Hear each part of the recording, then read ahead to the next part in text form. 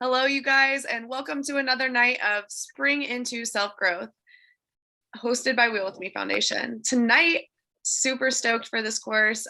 We are going to learn how to become an advocate. Jessica does a ton of advocacy work.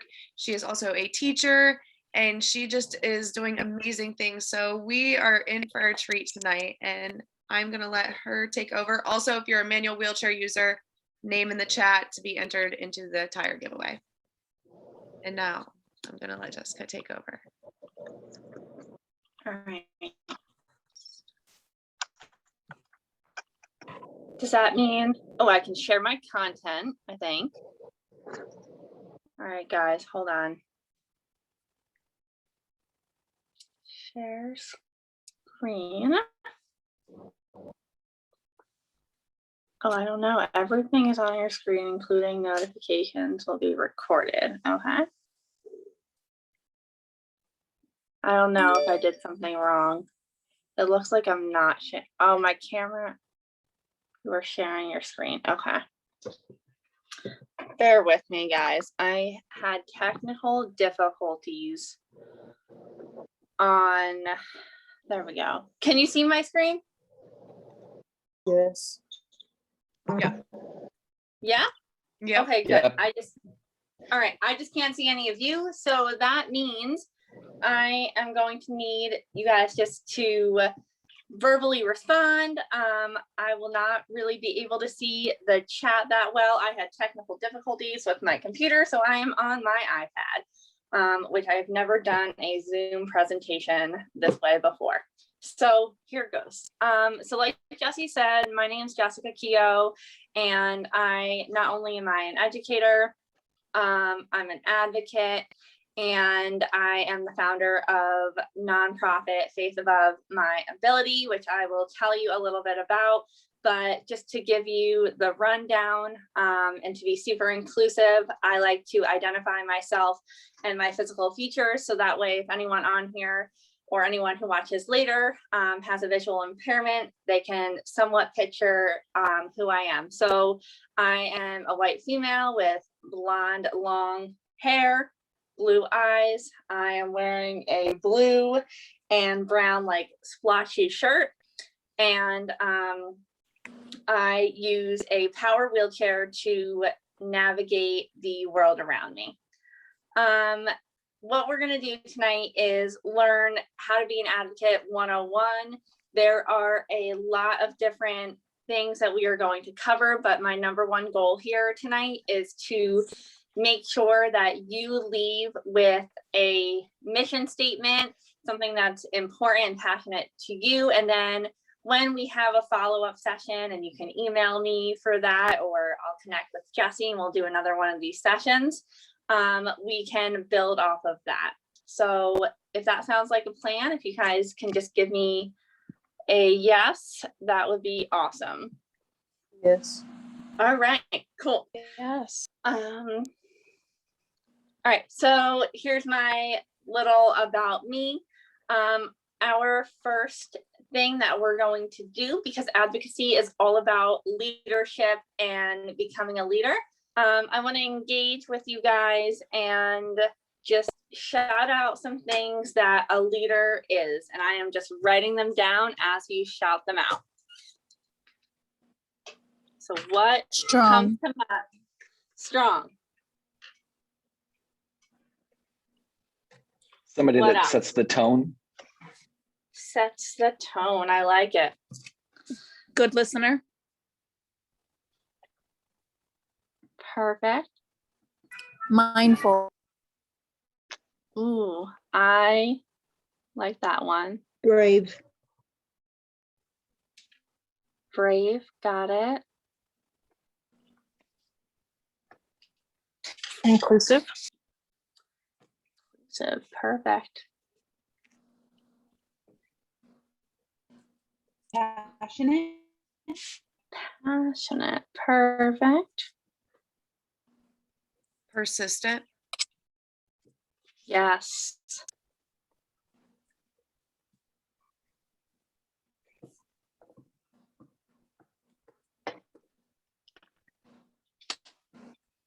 Anything else that comes to mind?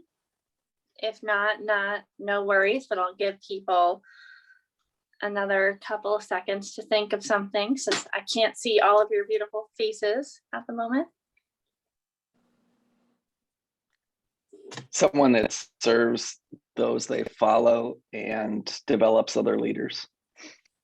I like that. Helps develop other leaders. Perfect. So I think we can all probably relate from our own like lived experiences that, you know, we have in our personal lives, professional lives, on a sports team, whatever experience, we have seen really great leaders that we're like, oh, I really want to be more like them. And maybe we have seen leaders that were like, okay, this is a part of leadership that I don't, you know, not something that I want to carry, that I want to do it this way. So when we are going through this process that we're going to go through tonight, whatever you are able to write on, whether it's paper or your phone, sticky note on a computer, like whatever works for you, just kind of like jot their name, jot like someone who is your role model, like number one leader who you want to be most like. Not that you know, just to kind of keep them in your mind, not that you are striving to be them, but you want to possess those qualities, all the ones that we, you know, the ones that we just listed. So like being strong, being mindful, being brave, passionate, persistent, and developing other leaders. I really like that one. And that is what I am here to help you guys do tonight, because we all have a story and we all have things that we are passionate about. And that's what we are going to figure out. So I wanted to start with that. I am going to tell you just a little bit about how Faith Above My Ability began. You'll see I wrote it out on the screen as FAMA for short. So when I'm telling you how Faith Above My Ability began, I want you to think about what you notice about the story that I'm sharing and see if you can connect the process that we're about to go through tonight. So as I mentioned, I use a wheelchair to navigate the world around me. I am 32 years old, and in my professional career as a teacher, I started that when I was 21. I became frustrated pretty quickly by some of the barriers that I face as a person with a physical disability who happens to require assistance with my activities of daily living. And because I was working full-time as a teacher and still am, but I need assistance to get to work, I learned quickly that because I was making a certain amount of money, I was not able to receive the care services that I needed. And there started this spiral of, all right, how am I going to get the services that I need to get dressed, frankly, and go to work and contribute to society? So I sat in that frustration for a little while as I'm like still teaching, and I'm like, all right, how can I use this to ignite change in the world around me? So as I was trying to navigate all of these systems, which mind you are very complicated to navigate, and I started blogging about my experience, just talking about like what I was experiencing, the frustration, but also like why I really liked teaching and why I wanted to continue to teach. From that blog, you know, I connected with many people, and a couple of them encouraged me to start thinking about running, like putting it on paper and running an organization. And I started to develop goals and what our mission statement would be. And next thing, we started the paperwork process, and Faith Above My Ability became to be. And we are here to connect people to resources, because sometimes it's so hard to find those resources.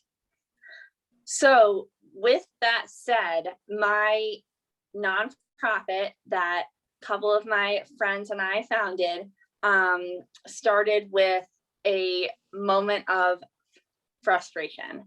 And I turned that frustration into something that could be a positive, and how I could change the world around me. And I was particularly thinking about my students who might need similar help when they enter the workforce. And that was really the catalyst that I needed to begin to make change. I'm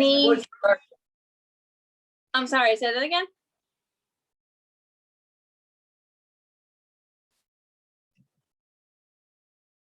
I'm not sure I caught that, but feel free to jump in if you need to.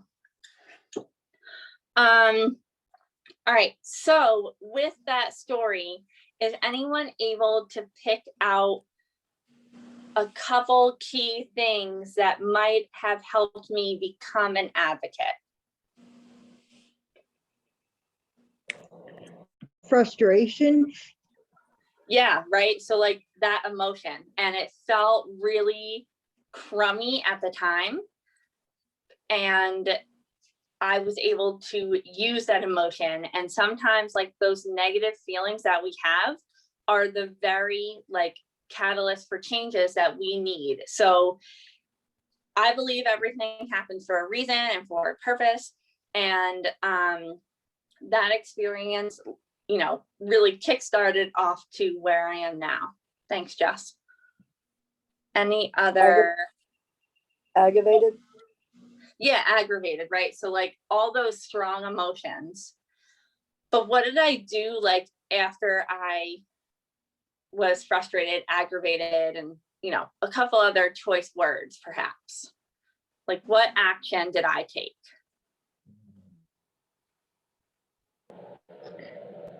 You turned a negative into a positive. Yeah, and I did that by sharing my story with people in writing. So by sharing my story like in writing and connecting with other people and sharing about my lived experiences, I was able to, number one, make people aware of an issue that they may not have been aware of. And number two, I was encouraged to continue advocating for change, thus making Faith Above My Ability. So just to kind of recap, it started with like some strong emotions, then it led to action of just like writing and sharing my experiences, because people don't know what they don't experience, right? Like we can only speak of, sorry guys, we can only speak about what we know about. And then it turned into like making connections. That. So with that said, I want to kickstart our session, and this is where you're going to need like the paper or some kind of, tablet, whatever to write on. It's just kind of like a brainstorm session. But the quote that I want to open up with is advocacy to change what is to what should be. So I would like you to take a moment and jot down, we'll take like 3 or so minutes to jot down what you are passionate about. Just, it could be anything. No judgment. I'm going to pick people to share out, but take about 3 minutes to jot down things that you are passionate about.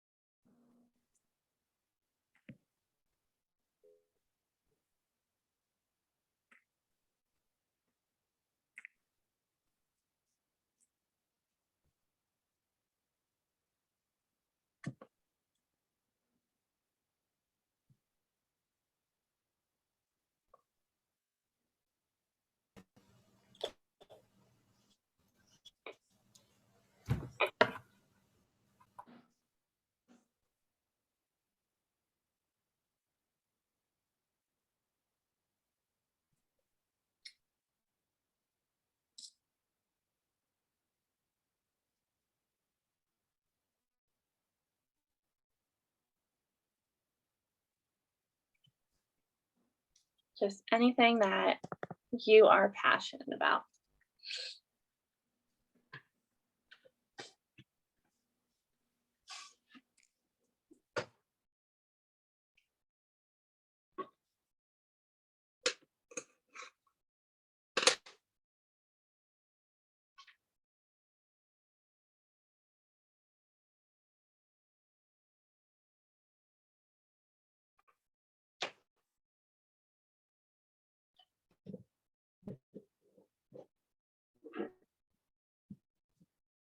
About like 30 more seconds.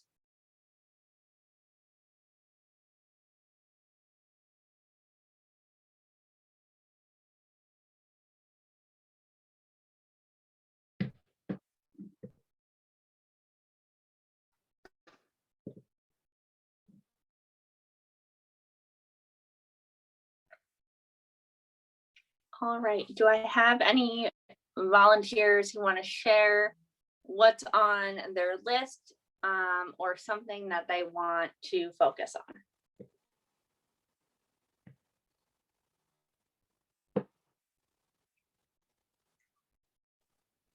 My horses. Say that again. My horses. Your horses. Okay, perfect. A couple of things that I wrote down that I'm passionate about is food insecurity, a fair justice system. These are things that I kind of interned recently on. Those are things that kind of keep popping back up. And then green energy. So those are like the big three that I kind of wrote down. What was the other one? I got green energy, food insecurity. And then a fair justice system. Gotcha. Thank you. Thanks for sharing. Mine is service dog fraud, HCBS services, and the Medicaid SSI marriage penalty. Thanks, Jess.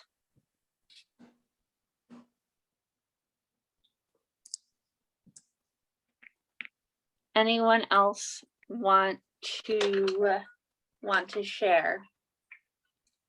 No, no pressure. I love hearing all these things.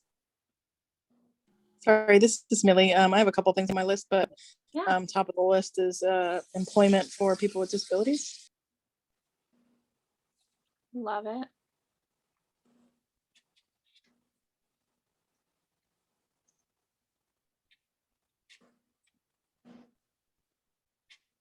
Do you want to share anything else, Millie, on your list? One of them was already covered. The other is HCBS. And then specific to employment right now, just trying to find legislation for the availability of working from home now that everybody knows it's possible, and trying to make that a reality for post-COVID. Oh, I like that. And just I for went with- people who, oh, sorry, go ahead. Sorry, this is Ryan. I was just I kind of went with more general passions as far as like travel and water, but doing advocacy as well, professionally as a social worker. Awesome. Some things that come to mind from a mental health standpoint is just helping people with self-improvement. I like it. No, and the thing is, like, some people, like, whatever, all I wanted, and thanks, Ryan, for sharing that. All I wanted was like a list of things you're passionate about, because you can really turn almost any of your passions into advocacy. It's just focusing on like who your audience is, which is what we'll focus on in a little bit, and what outcomes you want. So HCBS came up twice, and just for anyone who might not know what that means, it's home community-based services. So those are things like care attendants or nursing staff, or just kind of like general help in the home for people with disabilities. All right, what I would like to do next is I want you to take 60 seconds and pick one of your passions that you just listed down on your paper, and I would like you to write why you're passionate about it.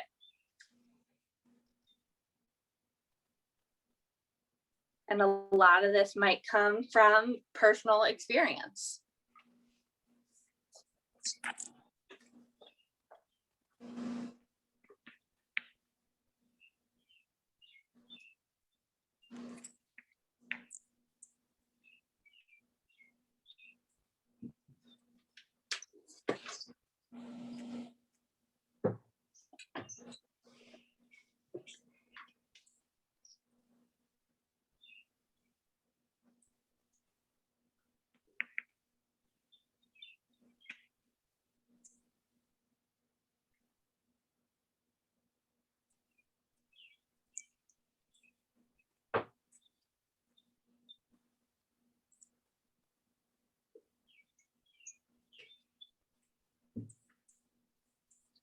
And then in about 15 seconds, I am going to ask for someone to share.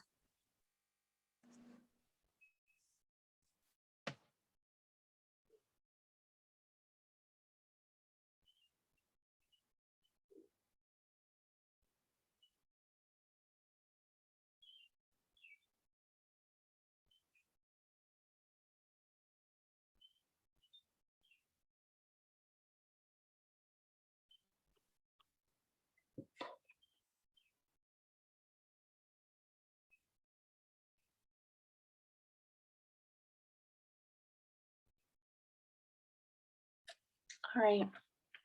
I will open up the floor to anyone who wants to share why they're passionate about one of their passions.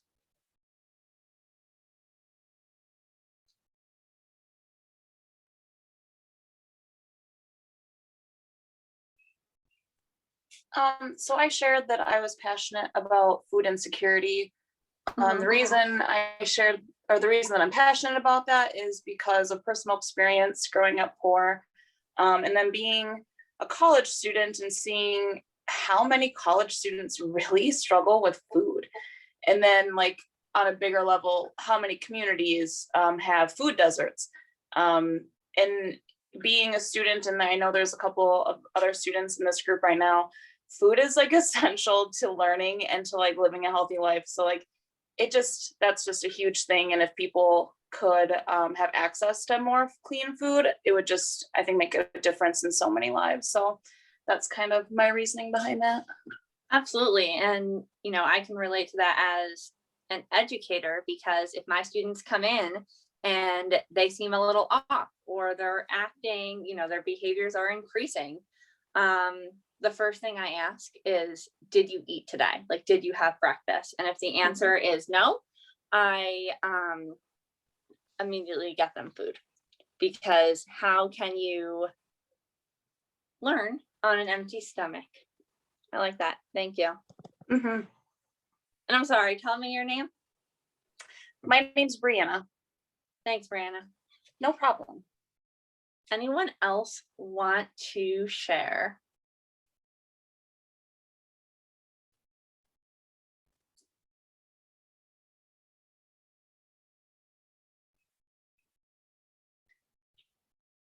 Jess, Yes, can I pick on you? of course. I wanted to give other people a chance, but yes. No, I'm not going to pick your service dog Fraud, because I know you've done a lot of work on that as Miss Wheelchair PA. I am going to ask you, why are you passionate about the marriage penalty for people who receive SSI or SSDI?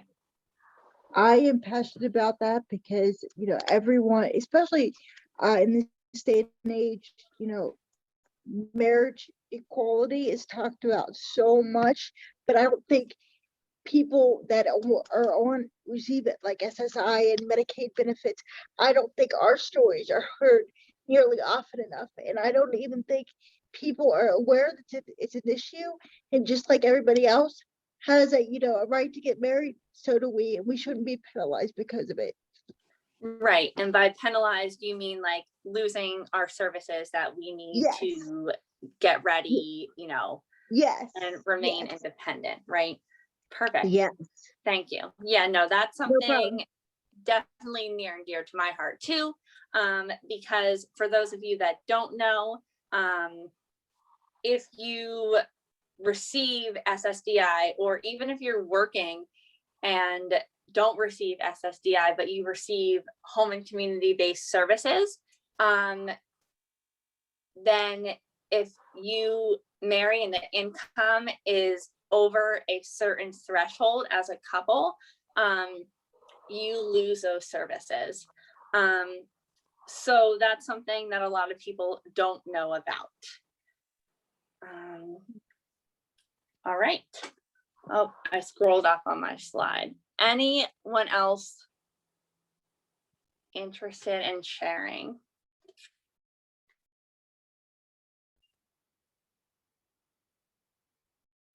All right, so at this point, we have determined some passions. We need to determine our audiences. So we're going to do this together. And then Brianna, I'm going to pick you to kind of walk us through the next couple action steps, if that's okay. Your food insecurity passion. Does that sound like a plan? Yep, that sounds perfect to me. All right, awesome. So what I would like you guys to do, we have already listed a bunch of our passions. We have figured out for one of our passions why we are passionate about it. Now I want you to determine your audience. So who does it affect and who should know about it? So it's twofold. So your passion, who does it affect and who should know about it? Just take about a minute to think about that, jot it down. I'm kind of a person that has to jot things down and then say it. And then I'm also hoping that by jotting this down and going through these exercises, which with all of you, that you feel like you can take it to the next level and start advocating. So I will be quiet for the next 60 seconds.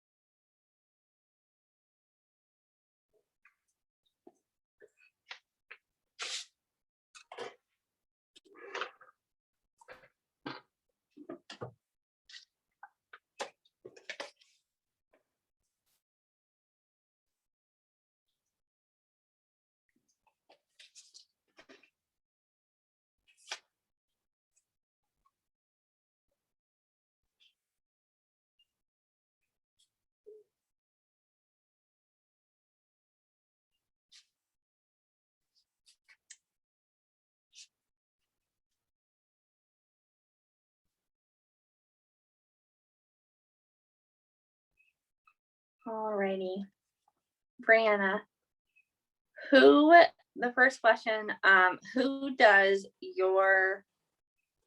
the food insecurity impact? When I look at it in a broader light, I would think mostly low income families or families who have either a single parent or one income. But then we also saw with COVID that situation hit a lot of people. I mean, with COVID, it was so many, even outside of certain income brackets. But if we're looking at just certain populations. I really think the children are affected the most. Children are growing, children need that extra nourishment. Like you said, I mean, if they don't have that first meal in the morning, they just can't focus and they can't absorb everything.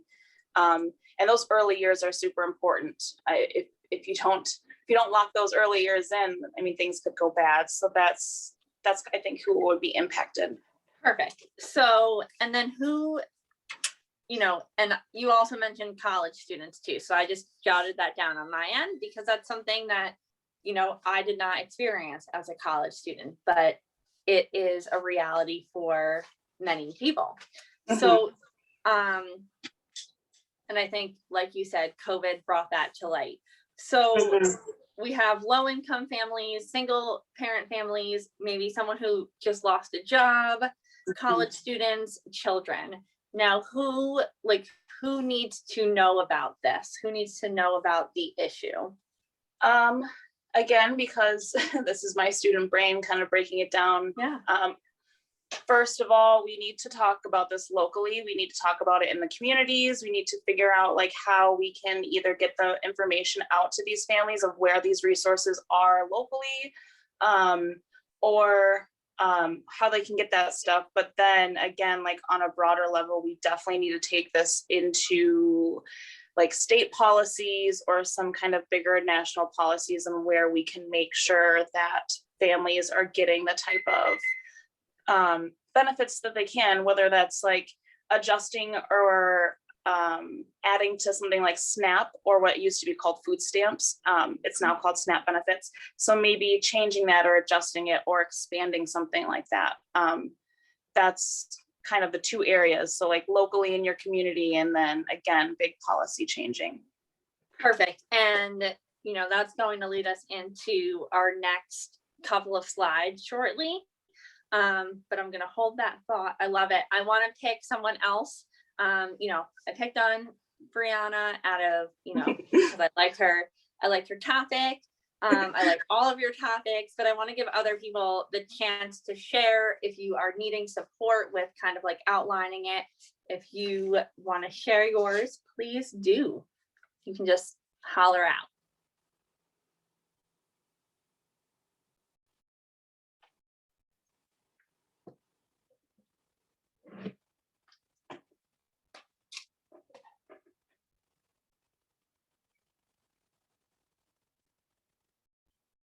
Anyone?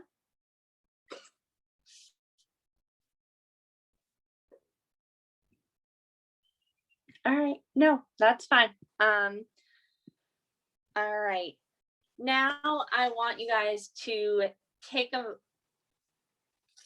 about maybe 2.5 minutes with that passion. So for Brianna, it is food insecurity. What outcome do you want?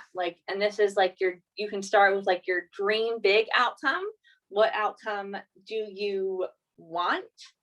And if you are able to kind of break it into smaller steps, awesome. If not, just holler out, ask for help. And, this is a community, we're all helping each other. But take that passion and decide what outcome you want.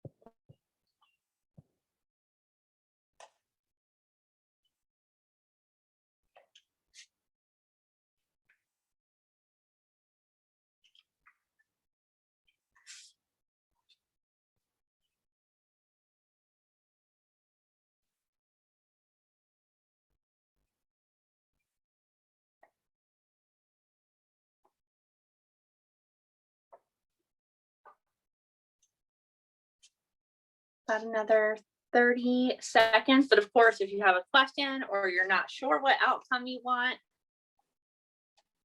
just shout it out.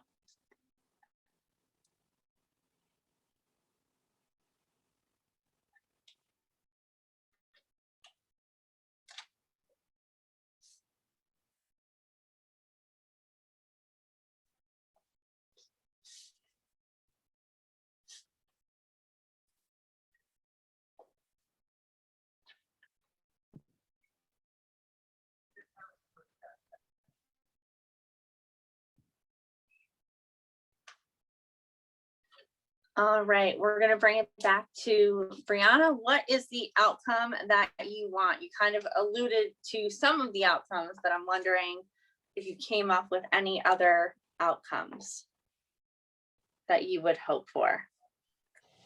Yeah, so the main one obviously would be like no more hunger. You know, I want people to have the substance they would need. Another outcome would be just always having access to those healthy foods. And I think we could do that by giving, adding in like more community gardens or spaces where they can like learn how to grow their own foods and stuff. And then lastly, there was a third one, and I didn't write it down because I'm multitasking while I'm cooking, so I forgot what it was. But yeah, they're just making sure that, the third one would be making sure gardens are accepted everywhere. So right now I live in a low income apartment building, and because we don't have like yard space, we don't have any place to have a garden. So like trying to find a way to even offer gardens to, or growing space to people who may not have the yard. So that would be another outcome that I would like to see, because a lot of families, you know, are living in situations where they don't have a yard or even a balcony. I don't even have a balcony, so I can't even do like a box garden. Right. So having the community address those type of things, those are my outcomes. I love it. So what I heard from that was, part of it was, you said access to healthy foods, and that can be done via a garden. And then you brought in the piece about like educating people to make their own food, right? So then one of the outcomes is also like education, right? So educating people that there is a need, but then also educating the people who need that need met, so they can, you know, learn to provide themselves. You know, it's like teaching someone to fish, right? Absolutely. So I love that. Millie, were you the person who said employment for people with disabilities? Sorry to call you out, lady.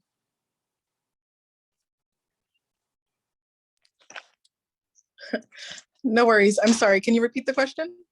Were you the person who said one of your passions was employment for people with disabilities? Yes. Yep. All right. So what outcome would you want for that?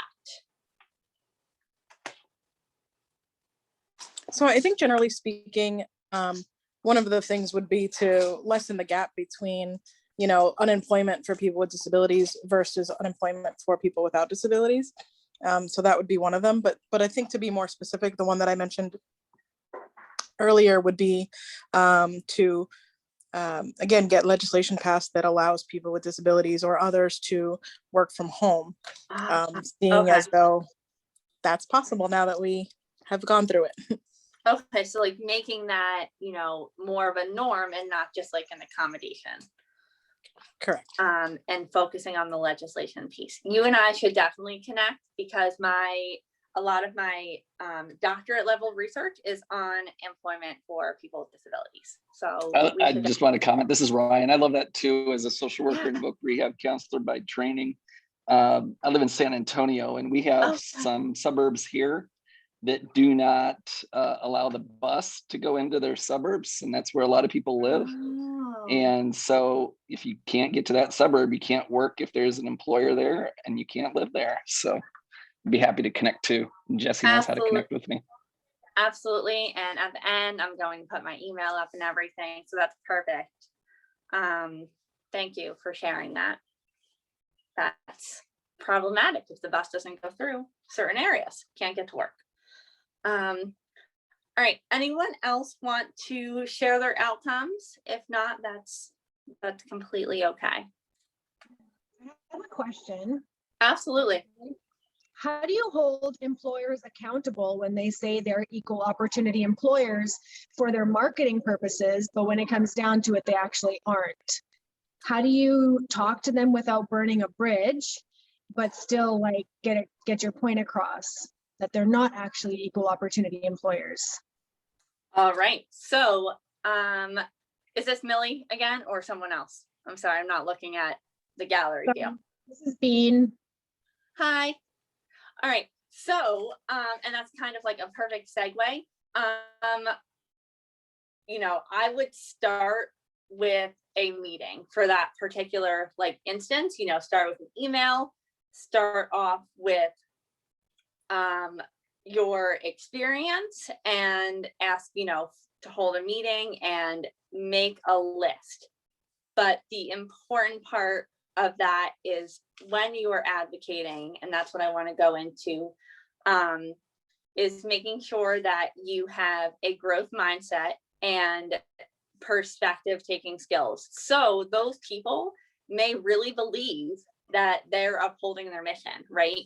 And when you go in there to communicate with them that you feel differently, realizing that they might have a different view is going to be really challenging. So it's going to take a lot of like active listening on your part, a lot of like rephrasing. And then, you know, there are also different agencies too that can get involved. If, you know, having a meeting and a conversation doesn't work, and I would also be happy to connect with you on that. Did that give you a little answer? Yeah, I'm in Canada though, so things are different up here. Okay. And like my friends and I have started an advocacy group called Wheels of Change, where all Oh, of I us love have it. spinal cord injuries and we're trying to advocate for a bunch of stuff. We're trying to change a lot of government policies. So that's why I wanted to come here and like pick your brain, but things are a little bit different here in Canada than they are down there. Okay. No, but I think like the basics might be the same. Like, so reaching out to starting with your local officials, and I'm just going to go, oh, I guess I don't have that diagram on this one, but going to your local officials and, you know, I don't know all of the ins and outs of the Canadian government, but I imagine it's a little different. But starting that, and you have to, so part of being an advocate is having a rapport with the people who can make the change. So if you're looking to make change at like the legislation level, you want to start with having a rapport. You know, you call in, you introduce yourself, you can set up a meeting and share your story. That's how I started with one of my state representatives, who is now a state senator. And we continue having conversations, you know, about personal things. Like I asked her about her grandkids. She was a former special education teacher. So when we initially met, we bonded over that kind of stuff. And then when I shared my story with her and like told her about my story, she was more willing to listen. So it starts like with making a phone call and developing that rapport. And you have to be able to like do your research on the people that you are going to meet with.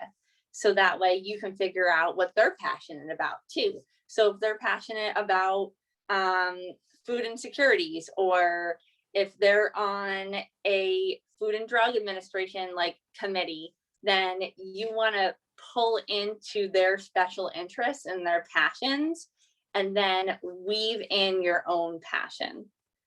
Is that helpful a little? Yeah, that totally is. Thank you. Absolutely.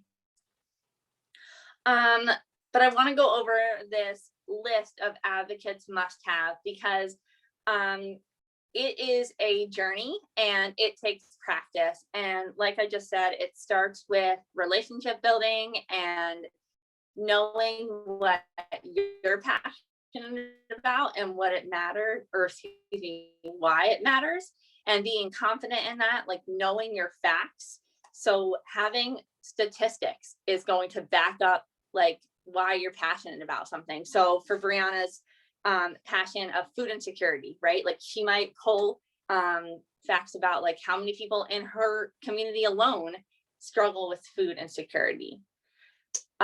Because you are going to want to start on the local level. And then like work your way up to state. And I had a nice diagram. I don't know what happened. Maybe when I changed modes of presentation, I deleted it by accident. But so you're going to want to start with local, and then so that can be like your community, and community can be defined as, you know, a group of people living together, whether it's the same space or like people with disabilities, or people with spinal cord injuries.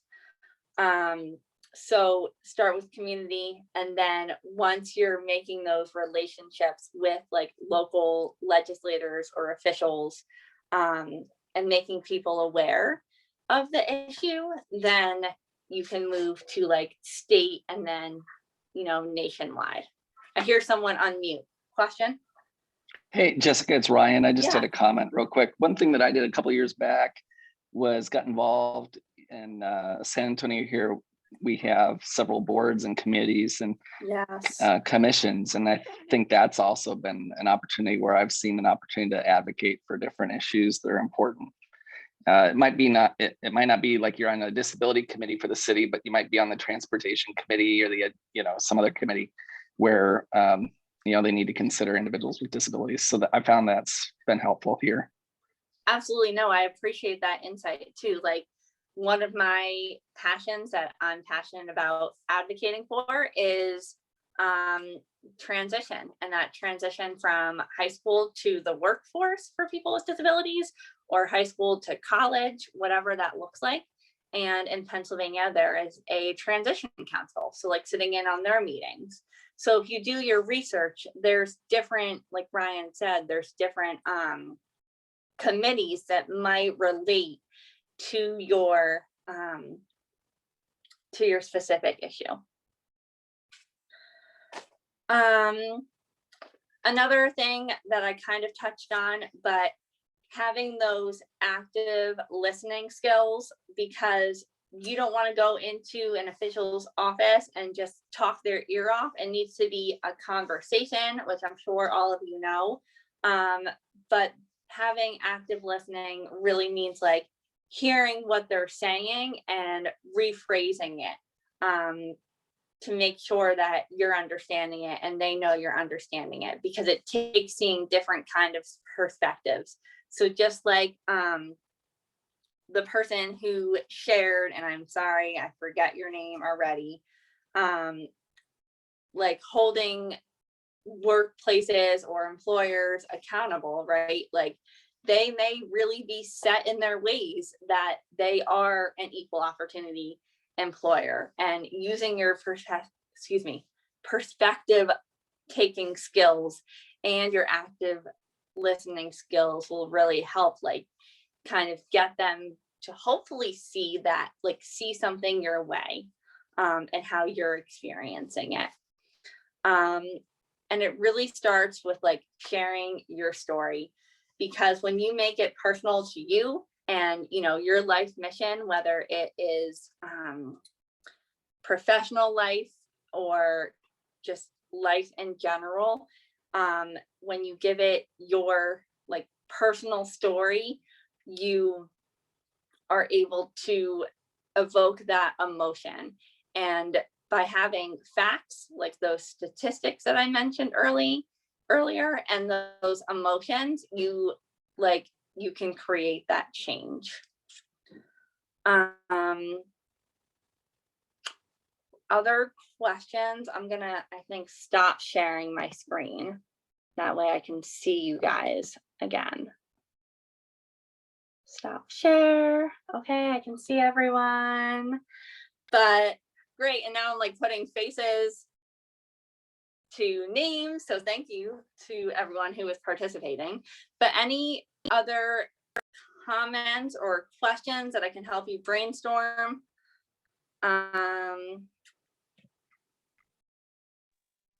I have another question. Absolutely. Okay. How do you keep your strength to keep going? Because I know, like, I've met a few people here who have been advocating for like 40 years, and they say to me, like, oh, you have that spunk right now, but you just wait a few years and your fire is going to burn out too. And like, I don't want that to happen. And so how do you, like, what are your tips in order to like keep that fire going and to keep that like momentum going even decades like later? Okay, so hold on. I want to type my email in the chat, but that is one of my least favorite things that people say to me. So I'm decently a new educator, right? And I remember when I started at like 21, 22, I was even like a little more spunkier than I am now. And they said that same thing, like, oh, watch, you're going to lose your spunk, like you're going to lose that spark. But if it's something that you're truly, truly passionate about, and it aligns with like your core values, and you're not going to lose that passion. And I'm not going to lie, because I'm a horrible liar, but it gets exhausting.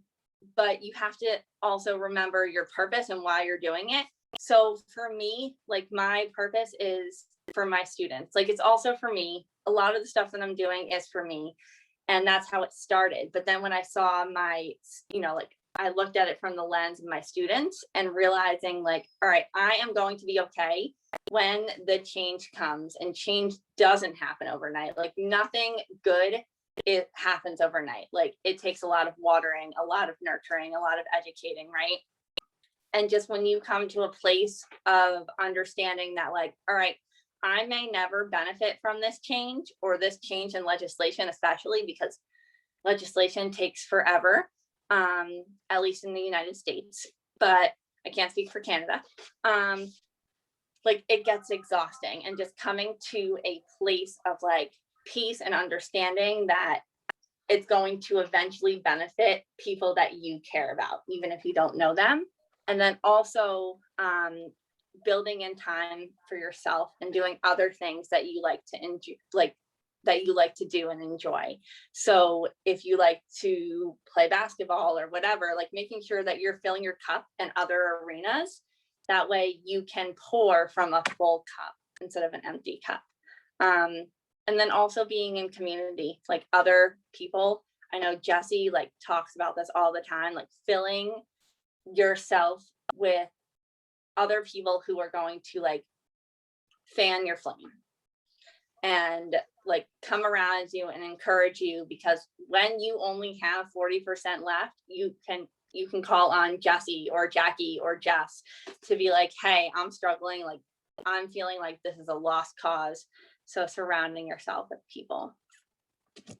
Yes, the self-care is something that I've learned to embrace. If I could add something real quick, too, you need to celebrate the little victories, because any victory is progress and a step in the right direction. So they definitely need to be celebrated.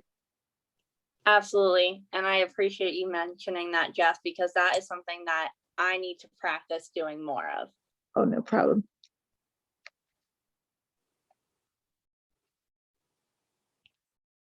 Any other questions?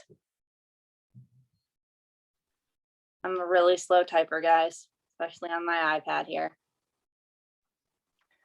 This is Ryan. I just wanted to reiterate, just from my mental health background, the importance of self-care, but also, I try and tell folks that are struggling with, man, I just had this experience and it's horrible. And they kind of want to vent, and just talking to them about, what you'd like to see change. And, if you don't speak up and say something because you're afraid of how you're going to be received, then think about that next person that comes down the line a week later or a year later, and you could have, said something and made the experience better for them. So think about the other person that you can help through making your advocacy and your change effort.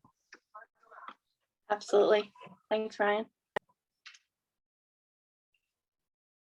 Any other questions or comments? I love that this is a place that people are feeling comfortable to share and like give input.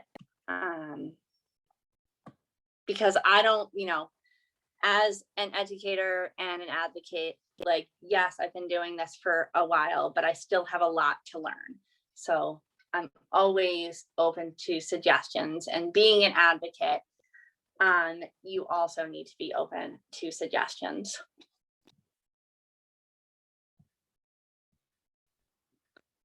I put my email in the chat, well, my organization's email in the chat. So if you want more help, and I have a nice little slide, but if you want more help in like developing your advocacy goals and your outcomes, because this was really kind of just like a 101 course, feel free to reach out to me. Jessie knows how to get in touch with me, as does Jackie. But our organization email is in the chat, and I think someone put our website in the chat earlier, but I'm working on typing that as well. Jess, don't worry about it. We will send that out with the recording. We'll send it all awesome. out, more ways to contact you. That way, people have referral to it, because once we close the Zoom, it's gone anyways. True, good point. Thank you so much for your time, and thank you everyone for coming. If you please stay for a moment so we could take a group photo, that would be cool. I'm gonna stop recording.